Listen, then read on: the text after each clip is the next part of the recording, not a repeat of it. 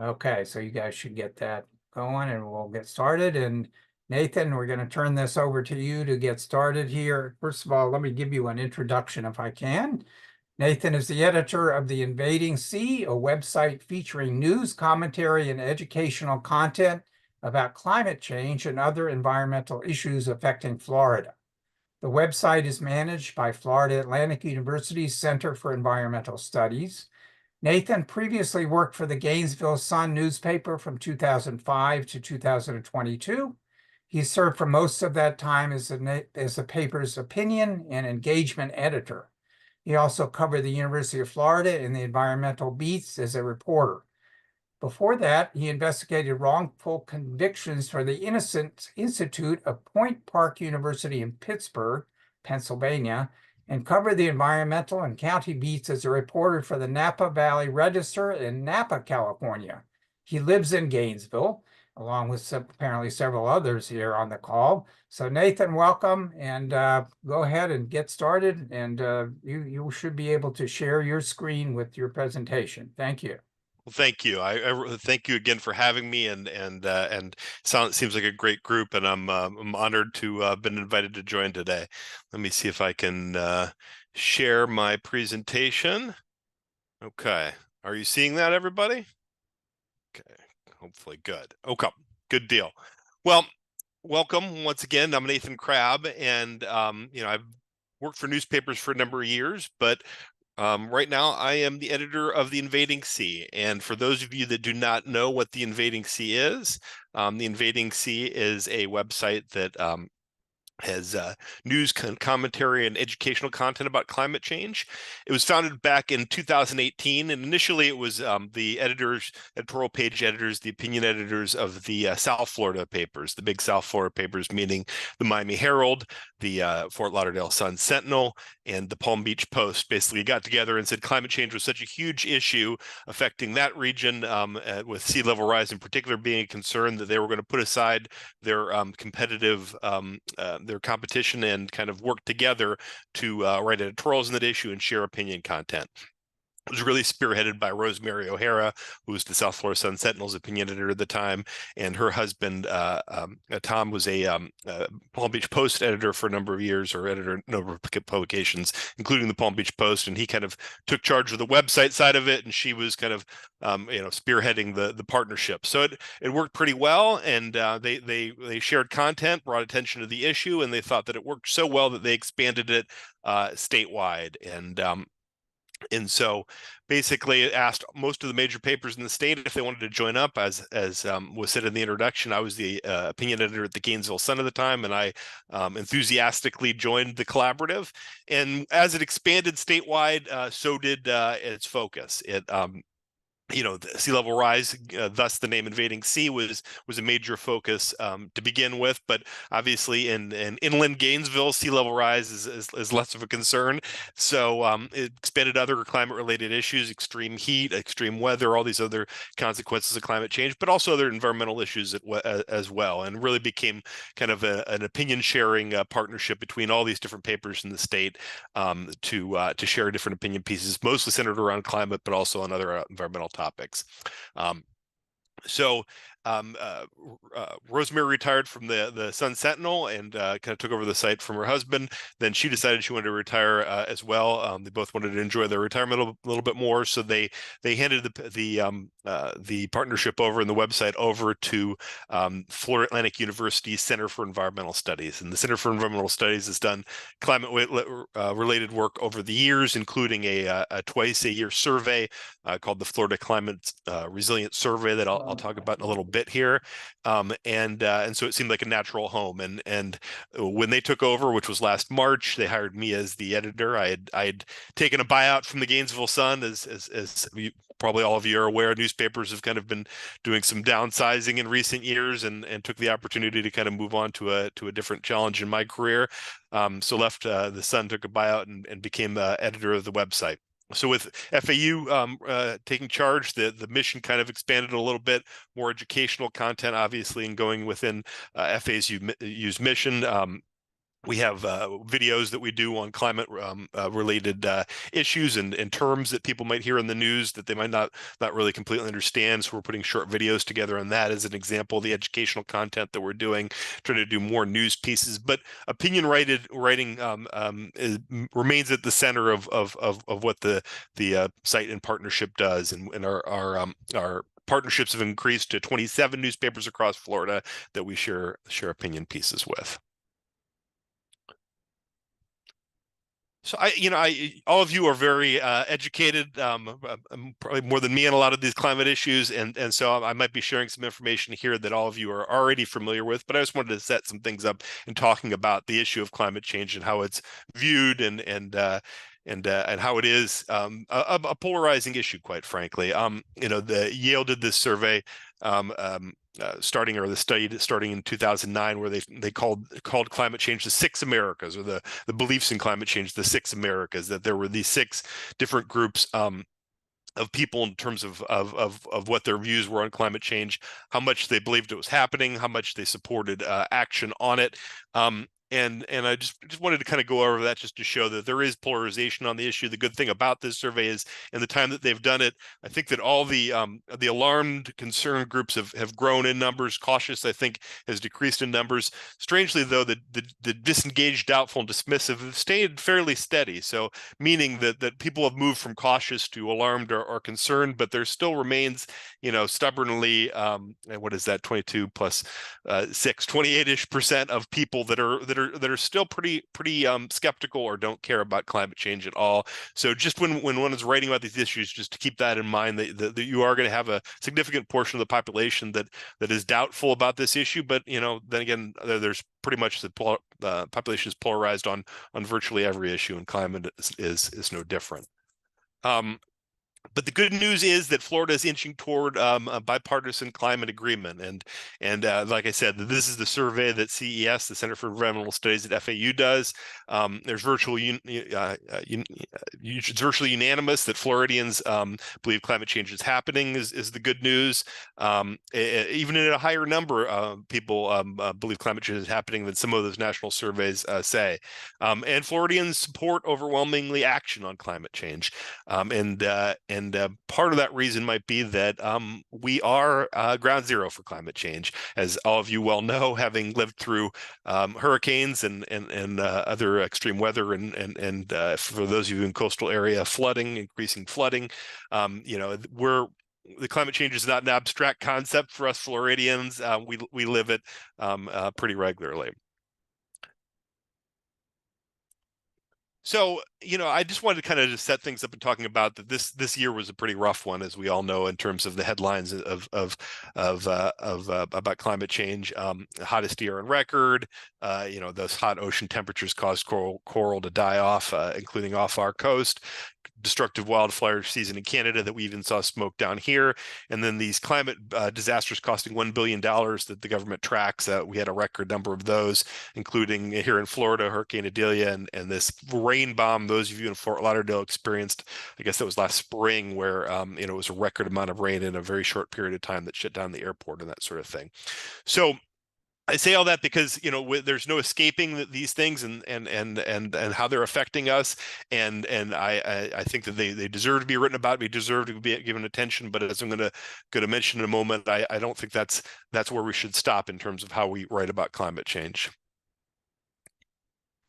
So this is a quote that I thought was a good one. Kate Marvel, I guess, is a climate scientist who's at this Project Drawdown that focuses on climate solutions, and she was one of the lead author of this 5th National Climate Assessment. And we're seeing a lot of grim things about what climate change has in store, or how it's already affecting us. But this quote I thought was a good one in terms of the point that she was getting at. And as I could tell you scary stories about a future ravaged by climate change, and they'd be true, at least on the trajectory we're currently on. But it's also true that we have a once in a human history chance not only to prevent the worst effects, but also to make the world better right now. And I guess that's one of the messages I wanted to convey tonight is the doom and gloom around climate change is inescapable. It's real. We shouldn't shy away from it. We should also be aware of the fact of how people react to that, how the that people, eyes tend to glaze over sometimes in terms of when they get hit over and over again with the negative stuff. There's a sense of helplessness about it, that, oh gosh, well, if this is all, if we're all doomed, why should I care about it? So I guess one of my messages is to resist kind of falling into the doom and gloom, and try to focus on solutions whenever possible in what you write about climate change. So this is some research based tips on climate communication, and as climate educators, again, I'm probably sharing some things with all of you that you've heard before or seen some of this research before, but I'll just briefly go over it before I kind of get into the tips that I find effective in terms of my everyday work. Using authoritative scientific information is important. We don't want to be called on the fact that we're using sketchy science. It discredits, obviously, the message. Make it relevant. Frame it as climate as a public health issue. I think this is a good bit of advice. I think that I've seen increasing amount of pieces that talk about, hey, when we're talking about cleaning the air and this sort of thing, we're not just talking about preventing carbon emissions caused by climate change. We're talking about making us all healthier, and obviously the effects of things like extreme heat on health are fairly significant. So when talk about how climate change personally affects people, I think the public health aspect of things is important to focus on. Emphasize near-term benefits, tell a story, harness emotion, convey the problem and solutions. And that, again, is I think my overarching message here, is that when you're writing about these issues, don't shy away from the problem. Don't shy away from saying we just had the hottest year on record, and the 10 hottest years that we've had. Recorded years that we've had have happened in the last decade, and this is no coincidence, and set it up. But you also set it up in terms of, hey, here's what we're going to do about it, and here's what can be done about it. That also gets into empowering people and making people not feel so helpless. Focus opportunities and mobilize action also falls along those lines. So here's getting more into kind of my area of expertise, if you will, and that's how to write a good op-ed. So, as was said in the introduction, I was the opinion editor for the Gainesville Sun for a number of years before taking this job. So I've seen a lot of op-eds come across my desk, and I've kind of noticed some things in those that I think could be improved upon, that I would suggest to all of you, that I wanted to share with you tonight. I think one good thing is focusing on one idea. Why are you writing this piece? I think that there's a temptation with an issue as big as climate change to try to cover everything, to show this is happening, this is happening, this is happening, and oh my gosh. But I think focusing on one issue really is a better approach. I think people kind of get lost when you go to a bunch of things. So for example, extreme heat is a good example of that. There are all these different consequences of climate change, but extreme heat is one we saw last summer. So what does that mean? Why is it affecting people? How is it affecting people? I think when you pick a issue like that out of the pile of many issues that are influenced by climate change, I think it's a more effective piece to kind of pick one thing and stick with it, rather than to cover a bunch of different things. Open with a strong first line and get to the point quickly. I mean, all of us have had classes where we would take some time maybe to get to our points and put a lot of supporting evidence there before we get to kind of our central argument. But in an opinion piece, the lead of the piece is what they call it in journalism, really is key in terms of catching people's attention. There are some people that think a lead that begins with a story is a good way of doing it. So if let's using extreme heat for an example, you can use talking about a heat wave that happened in a particular city and how X number of people had to be taken to the hospital. Use something like that kind of makes the problem visualized into people's head, or a very strong statement, or something to catch people right away. I think we all know that we have so many distractions in the world today that it's really hard to get people's attention. So if you don't get their attention right away, you lose them, and they're not going to read the rest of the piece. And get to the point quickly. So in journalism, they have what they call a lead and a nut graph, and what they say is a nut graph is it's like everything in a nutshell. So you basically want to get it to start with something that really grabs their attention and that kind of illustrates the problem well, and then kind of sum up what your main point is before you kind of get into the supporting evidence to that point. So I'm dealing with a very educated audience who probably is very familiar with a lot of jargon and specialized terms and acronyms and all this sort of thing. We all know what the IPCC is and this kind of thing, but the average person doesn't. So I think one of my big pieces of advice would be avoid jargon, avoid acronyms, avoid really overly technical terms when writing opinion pieces. You're writing for a general audience. You may know, and I may know what some of these specialized terms are, but that other folks don't. One of my things when I was always reading an opinion piece or editing an opinion piece and still do is if I see a lot of acronyms on there, that's the first thing I'm getting rid of. Is I don't want to see no one knows what all these acronyms mean. There's if you're using NASA or something, that's a very FEMA. If these kind of things, maybe people are pretty familiar with, but don't assume that they know all these other acronyms and specialized terms. Now, before giving this presentation today, I emailed one of the opinion editors of the Tampa Bay Times for some advice because I consider them the best newspaper in the state, and they run some great opinion pieces. And he gave me a lot of good thoughts on it that kind of mirrored some of my thoughts. But I think the one that I really liked is that he said, "Assume your audience is smart but lacks knowledge about the topic." And his quote was, "A good column makes a reader feel smarter, not stupid." And I thought that was a excellent piece of advice. I think that we're trying to educate you all are trying to educate people out there. I don't have to tell you this. You're all educators, and when you make somebody feel stupid, when you make a student feel stupid or a reader feel stupid, they tend to shut down. They tend to not want to listen to what you say because they feel personally insulted or what have you. So you want to make them to feel like you're helping them learn about the topic rather than making them feel dumb for not knowing enough about the topic already. Avoid lecturing and scolding, I think, is a good piece of advice. I think with this topic, I think all of us really want more climate action, I'm sure, but by telling people you better be doing this, or else it's not an effective approach. Don't try to cover everything. I think that gets in a little bit what I said about pick one thing and stick with it. Timely, but not too quickly out of date. And what I mean by that is we want to write newspapers, and news is by its very nature things that are new, things that are happening now.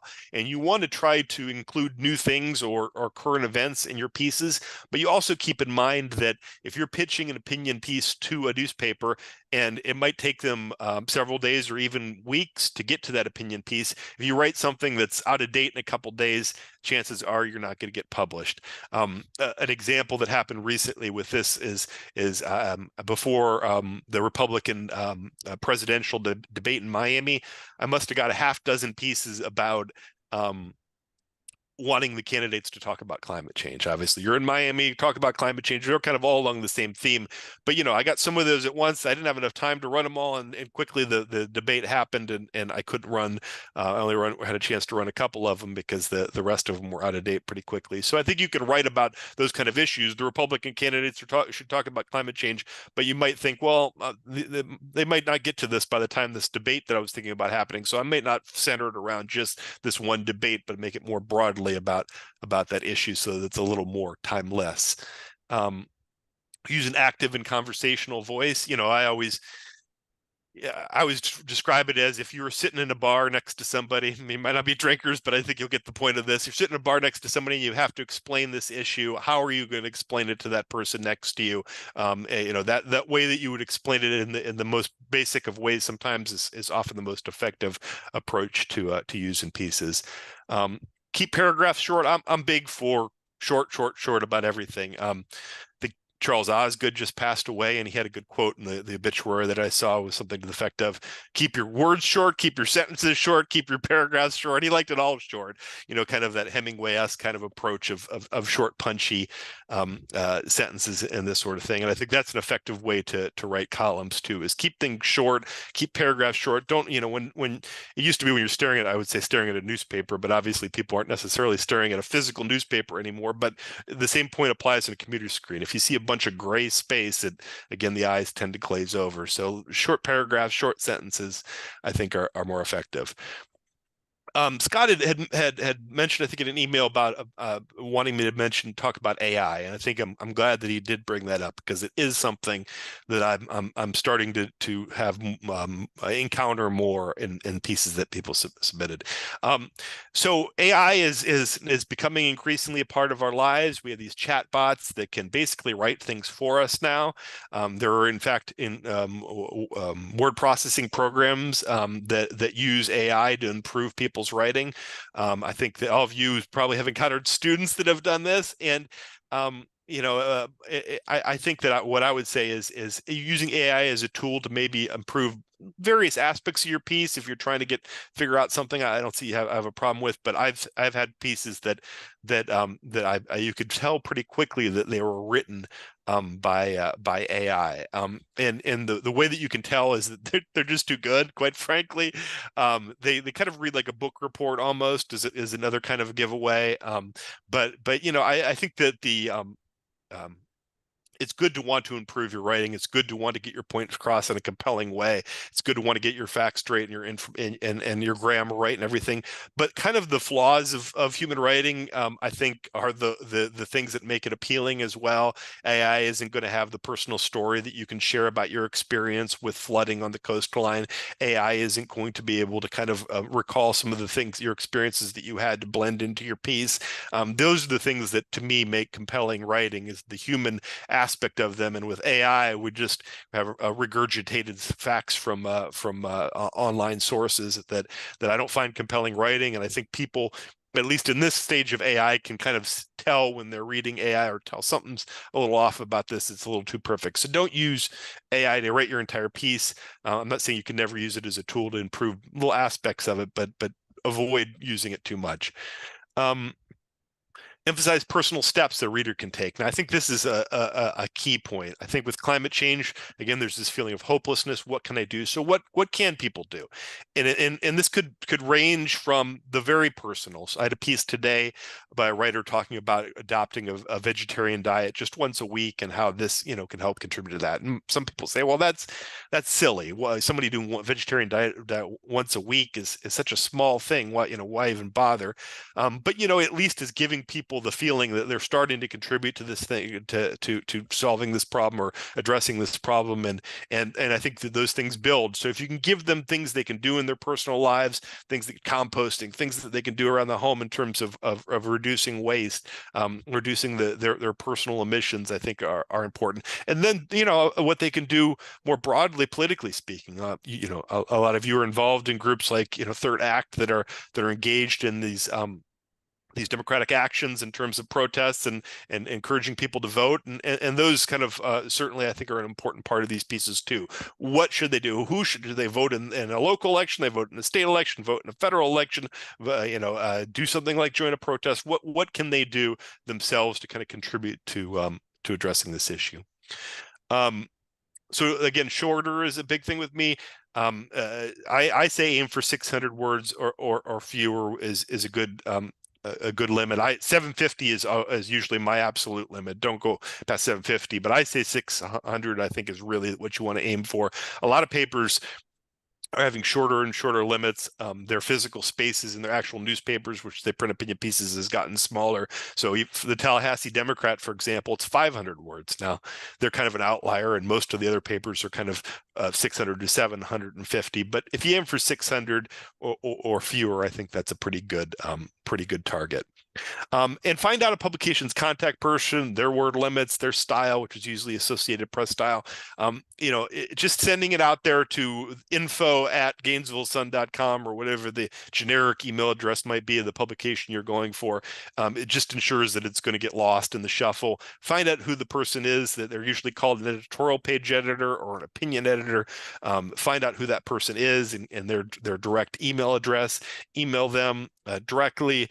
Find out things like what their word limit is, what kind of style they use. Associated Press style, if you read most newspapers follow Associated Press style. So even if you don't have a style guide for the Associated Press, kind of look to see what the style is for other published pieces and kind of follow that style. My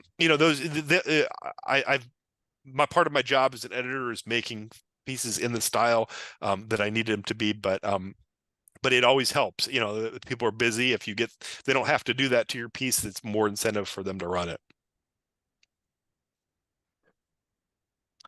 So I just real quickly, and I'm going to wrap this up so we can have a conversation. But here are just some possible landing spots. But just to reemphasize the Invading Sea, if you want a piece on write a piece on climate change, what the Invading Sea does is you send it to me, and I'm Crabbe at FAU.edu. I'll share that information in a minute too. But you send it to me, and I send it to all these papers that are our partners after we publish it. So there's a chance that you can get a piece published both in the Invading Sea and in one of our newspaper partners. Some pieces have been picked up by multiple newspapers. So if you send it to me, it could be picked up by the Tampa Bay Times, the Palm Beach Post, the Miami Herald, the Orlando Sentinel, these kind of publications.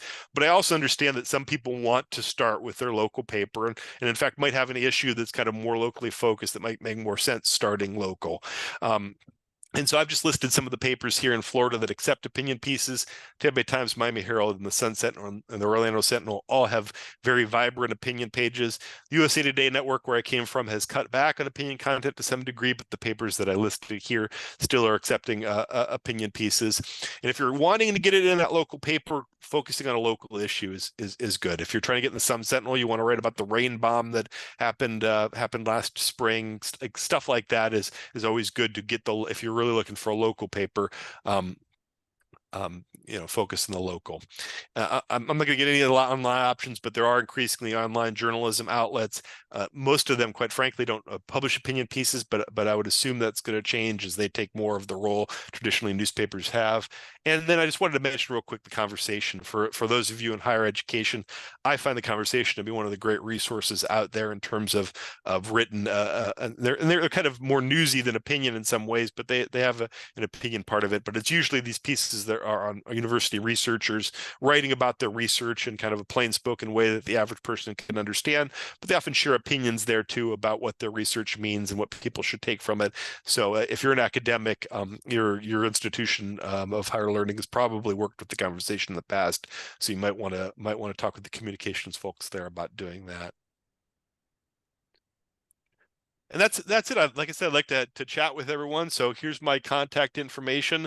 Like I said, ncrabbe at fau.edu. That's NCRABBE at fau.edu is the place to get me.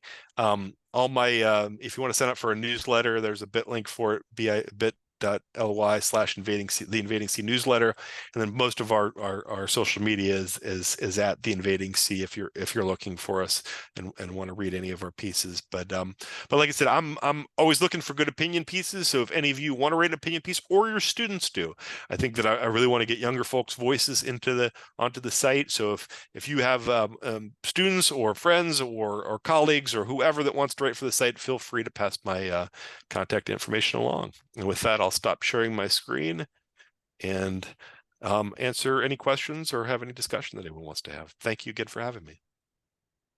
Thank you, Nathan. That was wonderful. Let me see. I think this is a small enough group so that people, if they want to ask a question, might just raise their hand and we can recognize them and then talk and then see what's going on here. I know Madeline works with some young people there. Do we have any English teachers on this call, by the way? I'm just curious about that too. Yeah, and essay contests or if you're an educator, our local school district here had put together an essay contest where I printed some of the pieces from the students at one point. I love that kind of stuff. So if anyone's so inclined to create like an assignment or an essay contest for their students and want to share some of those pieces with me to possibly get them published, I'm certainly interested in that. Bob has his hand up. Hey, Bob, what's up? Hey, Nathan, good to see you. Good to see you as well. How you been? Good. Thank you for putting this on for us. First question, can you share the presentation with us? Yeah, sure, most definitely. Yeah, I'll send it to Scott. Bullet points will be helpful. We pass it along to some of the people in our group that might want to produce an op-ed and help them craft that. The second point is that the the founder of Third Act, Bill McKibben. He's got a newsletter blog that he publishes quite often, and usually in it he references something or a lot of different points of view from different parts of the country. So my question is there anything wrong with him kind of referencing something that might have been published out of Invading Seas? Of course, he'll give appropriate attribution, but well, sir, I would love for Bill McKibben to cite anything from the Invading Sea. He cited, we read a Q&A with what's his name, Jeff Baradelli, the meteorologist out of Tampa, not so long ago, that he cited some of his answers from that in one of his newsletters that I was thrilled to see. So yeah, please share away. Okay, all right. And then another one of the techniques that I was taught years ago to start a compelling conversation with people was to start off with something to the point of "did you know?" Give them a "did you know?" and then some sort of a fact. Is that still relevant, or is that kind of old school? So you can see I'm kind of old school. Gosh, did you know? Well, I mean, could you think of an example of how that did you know about climate change that might be effective? Yeah, so just like did you know that um, $1 million in a bank that finances climate change produces X amount of carbon emissions? I like it. I mean, yeah, I think that in that example, it makes sense. I mean, certainly giving people information of things that they don't know that are compelling, I think can be effective. Yeah, I mean, I'm familiar with what Third Act's doing in terms of the banking system, and I think that off the top of my head, one of the things that I would wonder about that is how for the average person, how do you make that connection? Well, what do you mean? Why should I be protesting my bank over climate change? So if you can give an example that makes that connection for them right away, I think that's an effective way of starting off a piece for sure. Yeah, I think just my thought is that a lot of people don't recognize that the money that is sitting in a bank account maybe more damaging to the climate than their air travel, for instance, Yeah, Okay. and I think that they might have seen you in front of you guys in front of Bank of America or whatever, and wonder what the heck is that about. So answering what the heck is that about, or did you know, as you framed it, I think sounds like a great way to start a piece. Yeah. Okay. Well, thanks. That gives us some ideas of what to work on. Thank you. And I wanted to, before answering another question, I wanted to note what Eileen said here in the chat about a video contest for students this topic. I'm also we're also interested in multimedia pieces for the Invading Sea. I think that any of you who have young children or grandchildren know that they spend a lot of time on TikTok and that sort of thing, looking at videos and reading op-eds is not necessarily going to reach them. So we're, like I mentioned at the top, doing these bite-sized videos on climate-related terms to try to get to that audience. But I'd certainly be open to ideas for video essays or some sort of video presentation as well. So if somebody has an idea for something video-related that they might submit to the site, I'm all ears for that too. I guess I'll pass along your info to Oakland Nature Preserve. Great, thank you. What they do, I know they have the stuff from last year, but they have the contest going on this year, and they've got $20,000 in scholarship money to help pique the interest of the students. Fantastic. Well, thank you. Is that Leah? Is that your name? It is. Thank you. Leah. Yes, thank you, Nathan. I just wanted to point out something to you. The Broward Sierra Group has a junior team of high schoolers that are 14 to 18 years old. And what they have found when they have written op-eds and they have gotten published is if they start out their first sentence saying that I am a high schooler, age whatever, but don't cut me off because, and they have gotten mail as a result of that. The fact that they're young really gets the ear of the older generation when they say, we're going to be dealing with what you guys did for years after you guys are not around. So here's what we would like to hear from you. And they have not only gotten printed frequently as a result of stating their age and what their topic is and why they're writing it and why they're concerned. And a lot of things have happened as a result of that. Their parents have gotten involved, which never would have happened before they got answers to their op-ed. So that's one thing I wanted to point out. Nice.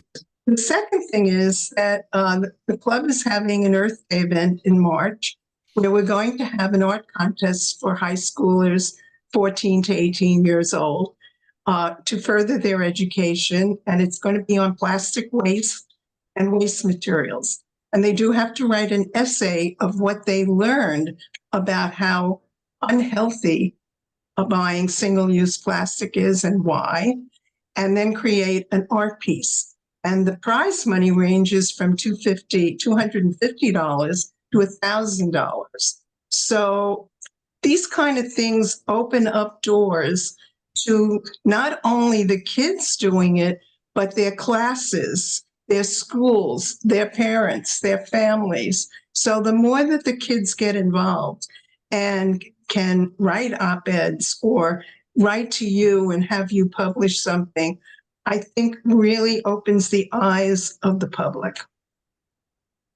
Well, I really appreciate your comments and couldn't agree more. I think that you know, I have an enormous faith in the power of young people to cause change on this issue. I'm anxious for them to gain some political power because I think they have their heads on straight about a lot of this, a lot more than some of us older folks do. And you know, and as far as reaching people through these different methods like art, I think it's a fantastic idea. You know, there's that climate artist down in Miami, Xavier Cortada, who's kind of pioneered using. He's going to be one of our judges, by the way. Fantastic. Yeah, I mean, he really has pioneered some of this, but there's a lot of great artists down there. I went to the climate summit a couple months ago where they had various climate art there. And it really is, you know, we got to think of different ways of reaching people. And I think that art is you know, affects people in such an emotional way and resonates with people that if art can reach them and if you can have young people doing that art, all the better as far as I'm concerned. So thank you for that. And I'd be interested, in publishing maybe a winner for that contest or something like that if you want to get in touch with me about that. Oh, absolutely. And by the way, we have 3 high schoolers from the team that are right now up in Tallahassee going to talk to our legislators about what they're worried about. So, and they have an impact. They went last year, and some of the adults that went said they listen to the kids more than they listen to us. So, yeah. They do open a lot of doors, and they did get some things actually done last year as a result of speaking to 2 of our legislators who got some things published and went to committee and got approved. So, well, that's great. It's great. So yeah, I mean, I think Scott mentioned the early on that the Clio folks are up in Tallahassee, and yeah, I mean, there's great groups like that. I mean, I you know, it's really intergenerational. Having from third act to the younger folks in Clio, it's great to see people of all ages engaged on this issue. Yeah, thank you. Thank you for your input. Well, thank you. Eileen's got her hand up. Yeah, I've got another thing that it's not totally climate change, but it's of interest to me. In 1986, there was the Florida Environmental Education Act that was put into act, and eventually it sunsetted. I would like to see the state of Florida either reinstitute that act, obviously with some changes, to get some environmental education within the school system, within the community and families. When that act was going on, we had support within each school district. Teachers had support for training and stuff like that. Most of the teachers who were involved in that have retired and left. And you're dealing with new teachers that know nothing about environmental ed. They know nothing about the resources or how to do it. And there were 5 regional service projects that helped do it. There were a lot of non-formal in that. And I know I spoke to Representative Trunauer in our area and Senator Baxley about it last fall, and they seem to be in favor of doing something. Now, whether they're continuing on with it, but I would like to get the word out somewhere that people need to say, we need to do something back with having an Environmental Ed Act in Florida to support that. And with this, that's one way climate education can also take place too, because obviously that would be one of the main environmental ed focuses that we need to have. But I can look at WILD and PLT and WET and some of the programs that are out there, and they're faltering because people are no longer teaching. They've gone on to other things and gotten busy in their lives.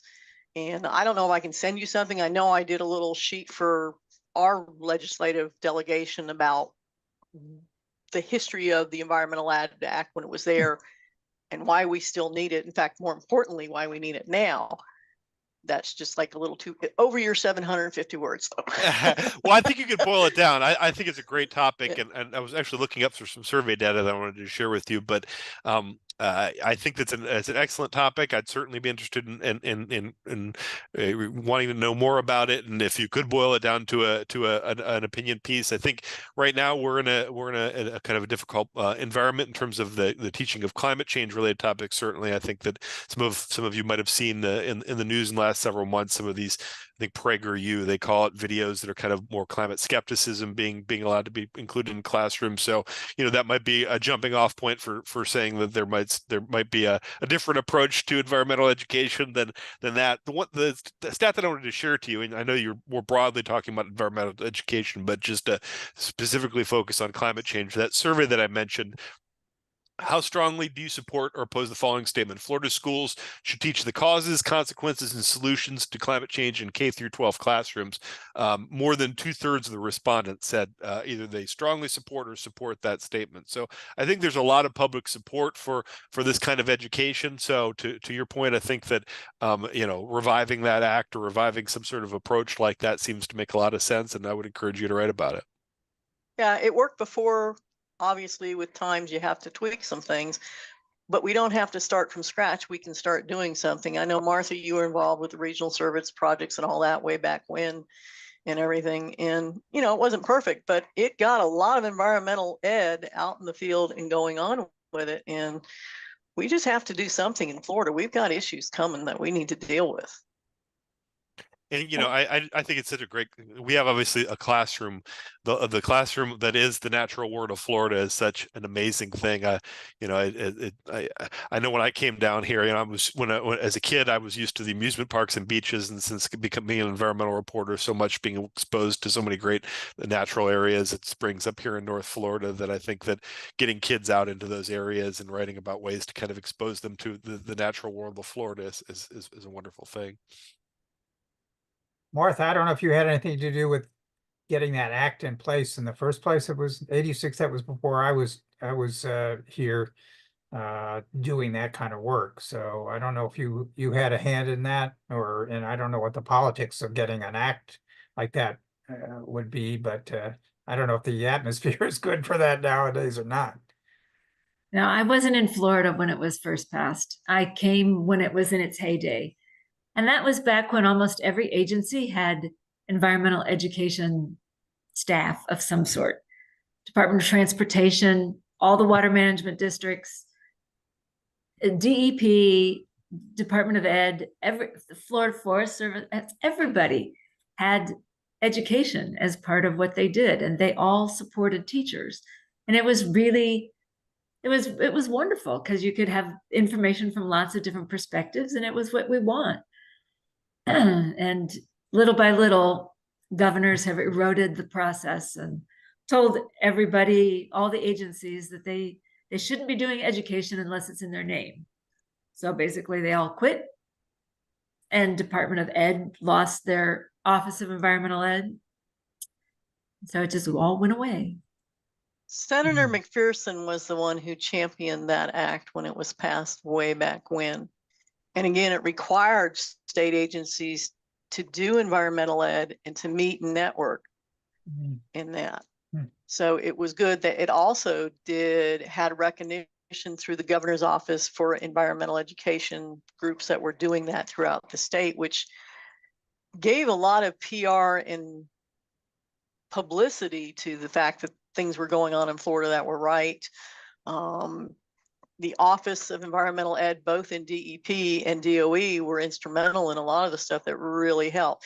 The thing they left out was they weren't touching families in the community, which we can't do just schools. We can't wait for them to get old enough to vote. We need to have ways through your non-formal nature centers and museums and things to touch families and communities and that. And I know with us, when I do wet, wild, and PLT, and I do the combined climate change, the teachers are hungry for it. They just don't know where to go get it and what to do with it. Yeah, I mean, and just one thing I wanted to say before this session was over is, the Invading Sea is a nonpartisan site, and quite frankly, the state has a long history of bipartisan action on environmental issues. I think some of our great land conservation programs were championed by both the Republican and Democratic governors. So I think that this is an issue that traditionally has been one that both sides of the aisle people care about, and I think environmental education also falls under that. So maybe you'd find some people wanting to bring that back. Martha. So, Nathan, I was wondering, as you're sending out information through Scott to the whole group, I wonder if you could either, I mean, the easy thing to do would be to send the results of the survey, but if you have more time, or if you aren't allowed to do that, if you could extract those factoids that could support an op-ed piece, like the support across the state for agencies to be doing something in climate change, the support for schools to be doing something about environment or climate change. And those are facts that people ought to know. Well, the good thing is that our site, if you look at the very top of it, it's news, commentary, multimedia, and public opinion. So under that public opinion section, we have both a press release kind of giving the highlights of the survey, but then you can click on there and get the more detailed information on the survey. So I'd be happy to share the link to that. But yeah, all that information is there, and it really is in terms of and showing about the bipartisan nature of some of these issues. As of all the things, there's a lot of things to be depressed about, a lot of things to be worried about in terms of polarization. I get that, but I also think that there is some movement on this issue in terms of I'm hearing from more and more conservative groups that are dedicated to climate and energy issues that want to get their voices out there too. So I think we all are in danger of being in our own silos and preaching to the choir, if you will, on this. So I think that I think everyone should make an effort to speak to different audiences. And something I probably should have included in the presentation is there are different messages that resonate with more conservative audiences in terms of things like solar helping with energy independence, solar helping with jobs. I think that there are these things that we should often think about how am I going to convince people that aren't necessarily out there protesting on these issues, but might be an ally on these issues to kind of join the cause. And I think there are some economic arguments and other arguments that are appealing to both sides of the aisle that people should consider when writing things. Thanks. Thank you. Great. Liliana, you haven't had any questions for Nathan? Or do you have any thoughts or questions you wanted to ask? I'm listening to all this, and I'm a clear speaker, and my approach, Scott, I'm working in preparing presentations for common people. I mean, for the regular people, which is what Clio does.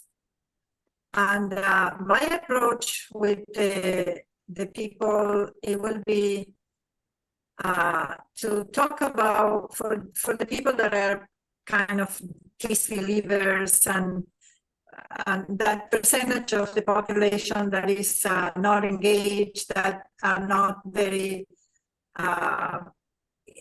I'm going to talk about people my age that probably, I mean, they are not engaged for one reason or another. I think that talking about economic things is what is going to get their attention. I mean, talking about health issues, I mean, what are the problems that we are facing with this infrastructure? How much is the taxes? I mean, we have a wonderful opportunity now with insurances, with the dismay, Yes. with this problem that we have, this economic thing that is going on. Everybody is suffering, and there is a lot of concern. I mean, we have a lot of things on the line. So I prepared. I'm still working in the presentation because I wanna be able to reach with a simple language. I think that what you say, Nathan, about talk in a simple language, that is going to engage people. Because if you go with the scientific data and all this stuff, you lost the people. I mean, so we are in contact with groups that have really, really good approaches to that, like the ocean people, Scott, that they have really a complete set of things that can be used. I mean, the fact of the matter with all that information is that it has to be concise and it has to be given in a short time. So, because if not, you lose the audience. And my idea was always, Cleo work a lot with young people, which I agree with you, Nathan. I mean, they are the future. I mean, I don't see the time to see them more in politics. And they're very, very active. But there is this, when you work with young people, also you find people that are a lot in activists, and then you have to balance that stuff. Because you are not going to convince people. I'm part of a committee in my city, and young people, I understand, I mean, the frustration and all this stuff, but sometimes you have to negotiate things. We know that. So there is a lot of, this is a very complex issue, and there is a lot of opportunities. If you use a lot of, my main thing with my presentations is to be able to approach and to talk about this with a good message that is not super depressive, because I feel depressed many times.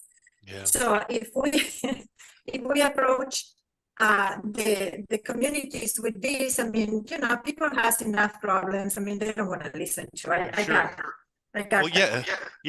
climate anxiety is an issue that's been really focused on young people, so they're feeling this too.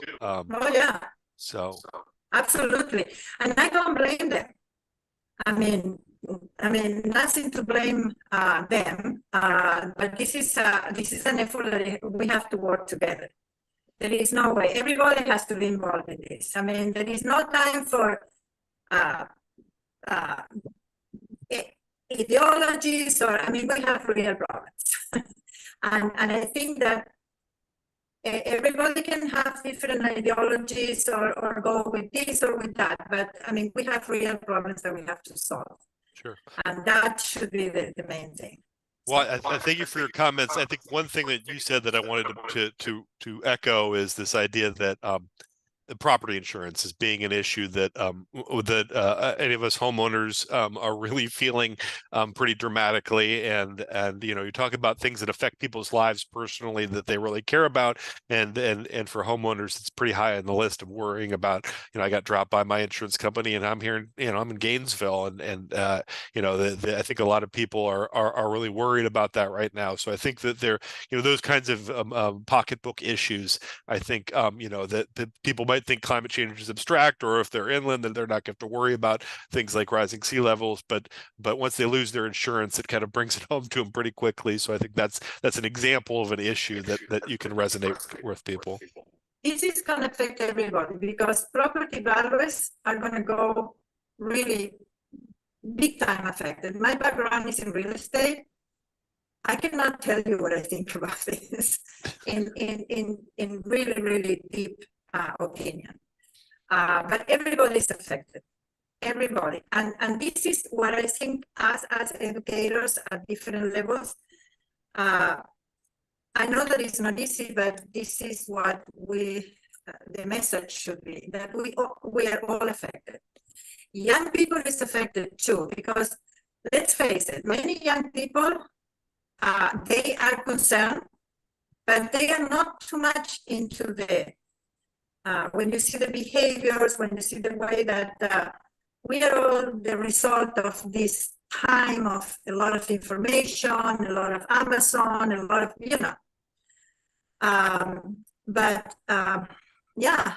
if we can come to the table and recognize that this is everybody's problem, and that we can do things, even the small changes can, if a lot of people do that, I mean, it can be done.